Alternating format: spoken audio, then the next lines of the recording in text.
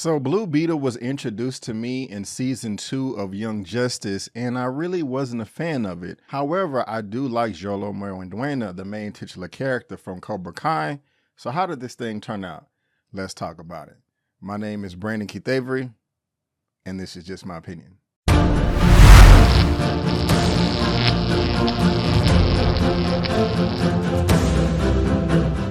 Hey, what's going on, everyone, and welcome back to another episode of Just My Opinion for my Blue Beetle review.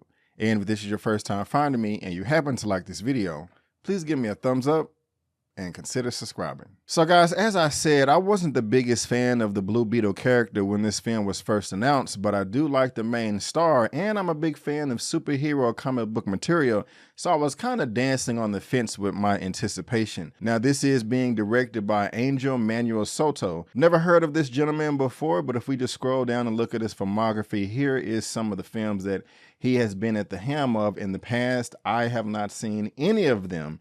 If you have, please let me know down in the comment section below. But like I said, I'm a huge fan of Cobra Kai. I love Jolo. He is one of my favorite actors in that show, in that series on Netflix. And please forgive me if I'm mispronouncing your name. And so I wasn't the biggest fan of Blue Beetle, but the trailers did look intriguing. They did look promising, like this was going to be a ton of fun. And I'm a casual fan of George Lopez. I wouldn't say I'm a diehard, but I've never seen any type of television or stand-up from the guy that put a bad taste in my mouth. He always made me laugh at the very least, so I had high hopes. But before I get into all the nitty-gritty, before I talk about all my likes and dislikes, let me tell you exactly what this film Blue Beetle is all about. An alien scarab chooses college student Jaime Reyes to be his symbiotic host, bestowing the teenager with a suit of armor that's capable of extraordinary and unpredictable powers, forever changing his destiny as he becomes a superhero known as Blue Beetle. All right, guys, the first thing that I really did love about this film is the family dynamic. From the first few moments that you see this family interacting together,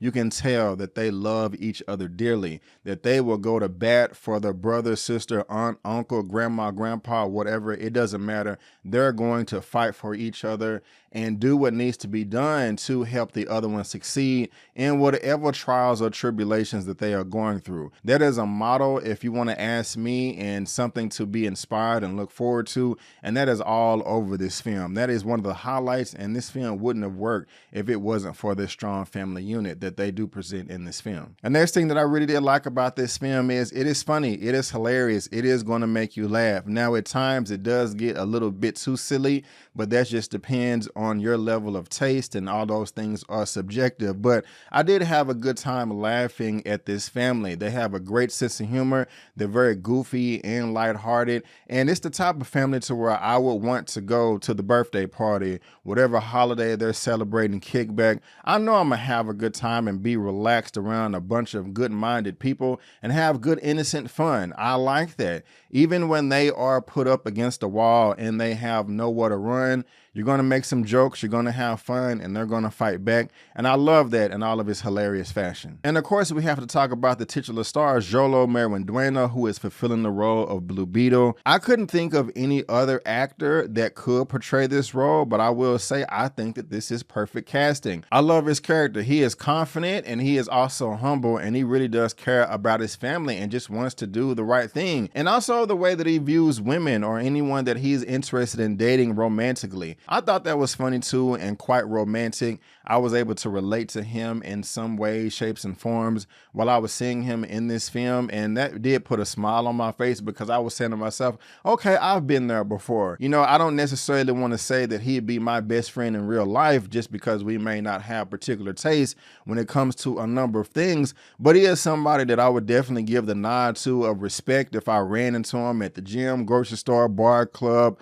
or anything like that. I think I would have a good time with him if I were to hang out, but again, he wouldn't be my best friend, and that may just be from some cultural differences, but there also may be a benefit. I feel like I can learn a lot from his character too. He's very bright, he's very smart, he has his head on the right shoulders, and just in short, he's just a stand-up guy, and I really do like him. Now, that is the man in the actual suit, the technology of the scarab, but let's talk about the suit itself. I really did like the design. I thought it was stellar and very, very detailed, and I love the color blue. I may be a bit biased, but blue, or navy blue to be specific, is my favorite color in the whole wide world. You guys probably already knew that if you look at the way I do dress in all my videos, reaction reviews, etc. But I did love the style of the suit, the design, all of that, and even the way he first transformed into Blue Beetle. I thought that was very, very creative and unique. It seemed like it was painful, and I do like that because I like to see my heroes struggle a little bit, and it didn't seem like it was the most comfortable transition when he was going from a human form to the alien scarab form wearing the Blue Beetle costume. I really did like that. It was eye-popping, and I was saying to myself, man, I wonder what it would feel like if I had to wear this type of suit, if I had to wear this type of scarab. Those were actually thoughts that was going through my mind. Now, when it comes to the action was decent. I did like it. It was choreographed pretty well. I felt that I did get a decent representation of what the suit can and cannot do, and that's dang near everything. I was also kind of getting some Green Lantern vibes from it, and if you know from that character, that power is based on the mindset or the power of will and whatever you can imagine, and they did kind of take some pages out of that book. I don't want to say copy, and I'm not a DC expert. I don't know who came first in the comics, whether it was Green Lantern or Blue Beetle, and I don't know the lore to that degree, that deep, but they did cross my mind when he is trying to figure out how to work the suit, and he's talking within the AI inside the scarab and just saying, okay, what can I do? What can I not do? It's all based on your imagination. Think this, Jaime, think that, and it will come true for you to be able to manifest it and make it a real life thing. So that was nice. A little bit of it was over the top, but for the most part, I really did like the suit and I really did like the action. I thought it was decently choreographed. All right, guys, so those are going to be the things that I really did enjoy about the film, but now we have to transition to some things that are bad or really did not work for me. First thing is, this movie is super duper predictable. Oh my goodness gracious. You're going to be able to call this movie out from the first act all the way to the end, the final act. And that's just kind of a bummer. I'm not saying that I'm bored, but I was saying to myself, okay, this character is going to say this next. They're going to do that next. This is how the plot is going to develop here. And then we're going to go here and end up here. I was able to call this thing from beginning to end.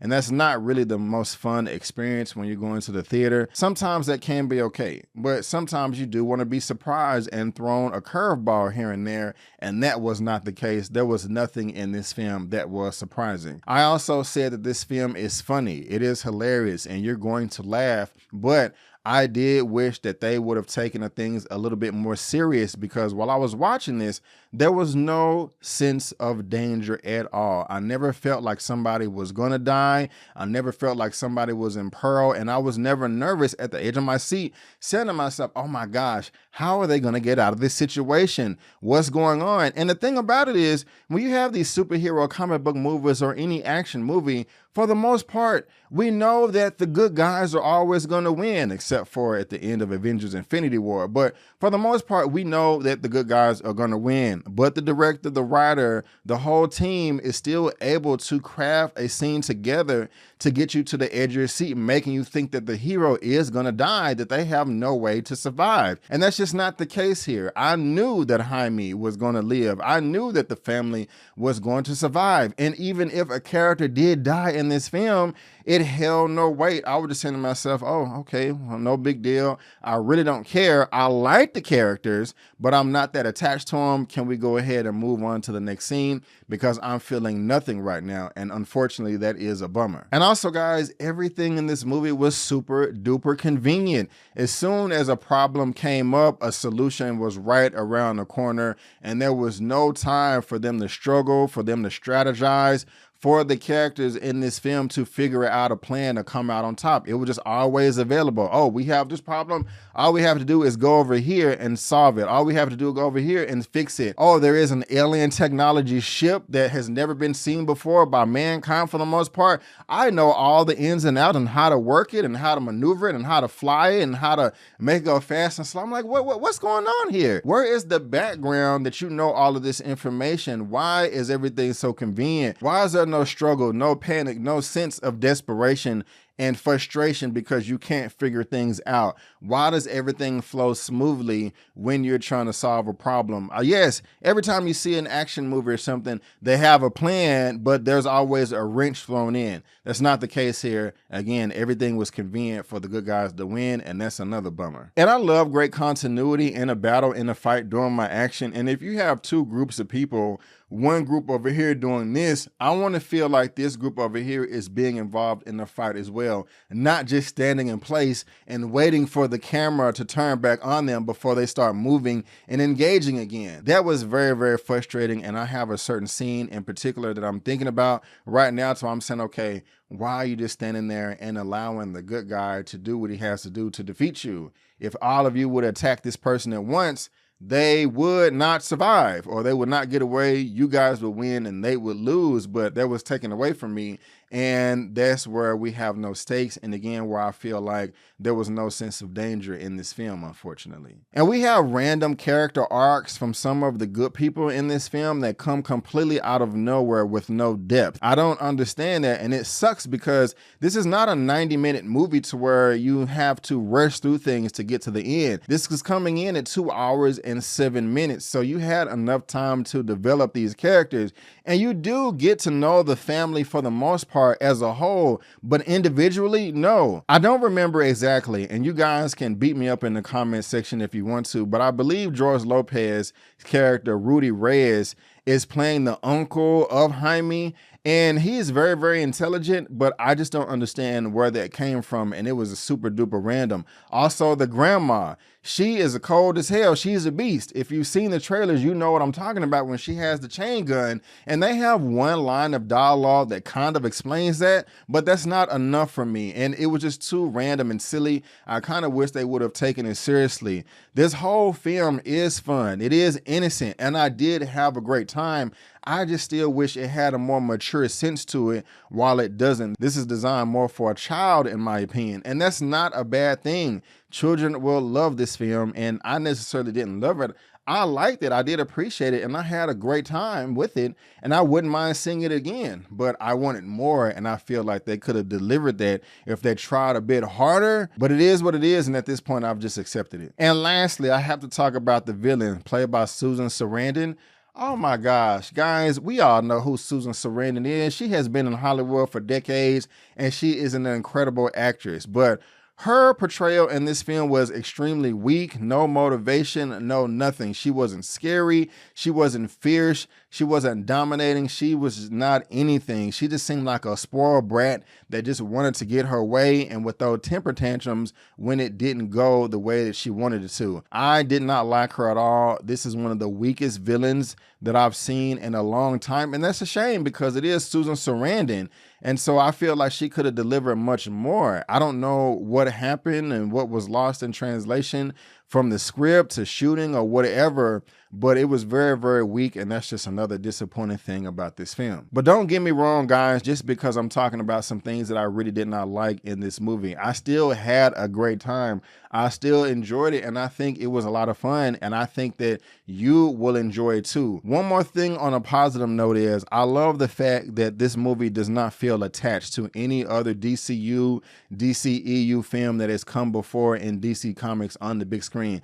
This feels completely like it's in its own different universe, and that's great, especially since James Gunn is rebooting the whole DC cinematic universe. It is still confusing on whether or not this is going to be included in that, but because it feels like it's set apart, I think it may fit in quite well, but we'll just have to see. We'll just have to see. And another thing that I want to talk about that I almost left out is when Jaime is discovering his powers, when he is trying to figure out how to work the Blue Beetle outfit, the costume, the scarab, it is fun. It is, but I still wish things would have been taken a bit more seriously. Some of the gadgets and gizmos and techniques that he was using were completely unnecessary given the situation that he was in at the moment. And if you have an alien technology of this degree that's just so advanced, you think it will have a little bit more common sense and also try to stay under the radar instead of drawing a ton of attention to itself. And so that did put a bad taste in my mouth. It seems like I did hate this movie, guys, but I really didn't. And I will give my rating for this at the very end of the review. But for now, guys, that is just my opinion. And I want to thank you so much for tuning in. If you did enjoy this video, please go ahead and give me the thumbs up and subscribe to the channel, helping me reach my next milestone of 50,000 subscribers. If you do subscribe, you will get all of this hot jazz that you see right here. But guys, if I had to go ahead and rate Blue Beetle out of a 1 out of 10, I will give this film a 6.5 out of 10. Yes, a 6.5 out of 10. That is still passing in my book. I still had a great time. I just wanted a bit more. But guys, again, I just want to thank you so much for tuning in. And before you go, don't forget that my name is Brandon Keith Avery, and that's just my opinion. Peace.